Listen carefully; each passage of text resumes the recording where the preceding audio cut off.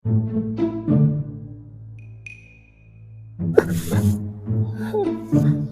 aka, nima bo'ldi sizga? Janonaxon, gapira olmayman. Qo'ying. Menga ayting dardingizni. Shu desangiz, Janonaxon, sho'rik bor-u ukam. Mana shu jigarimdek bo'lib qolgan. O'shani chap qovurg'asini 18 sinibdi. O'shanga $10,000 kerak. Kechagina sho'rikni ko'rgandim. Otda yuruvdi-yu. Yo'q, shu kecha biz sho'rik bilan toqqa chiqdik. Mashinangizni berib turuvdingiz-ku. O'shanga otdan yiqildi, otdan, ponidan yiqilib tushdi, kichkina otdan. U poni bosib ketdi, sho'rik bechara. Mendan boshqa hech kim yo'q. Nima bo'ldi Jon aka?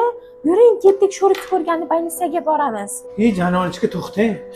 Bir mehribonsiz-da, asalcham. Hozir sho'rikni ko'rib bo'lmaydi, u komada yotibdi, qirg'ishmayapti oldiga. Men ham bordim, 2 soat o'tirib qaytib keldim. Bir shinavanda qizsiz-da o'zingiz. Ay yo'g'e, bechora sho'rik yaxshi bola edi. Hech kimi yo'q. Mendan boshqa hech kim yo'q. Bechara yetimcha kulchada u ham bir xilmiz. Jon aka, siz ham sho'rigan hech narsani o'ylamang. Qancha rasxoti bo'lsa, mana men turib beraman. Jonimmi janonasi, Janonaxonim, o'zimni jonim fido bo'lsin. Har doim turib berasiz og'ir vaziyatda. Yaxshi ham sizni tanlaganman-da. Jon aka, sevaman-da. Ham sizni sevaman.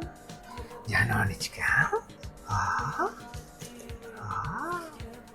Mangami bular? Mayli, ola qoling sizga. Hadi asalcham.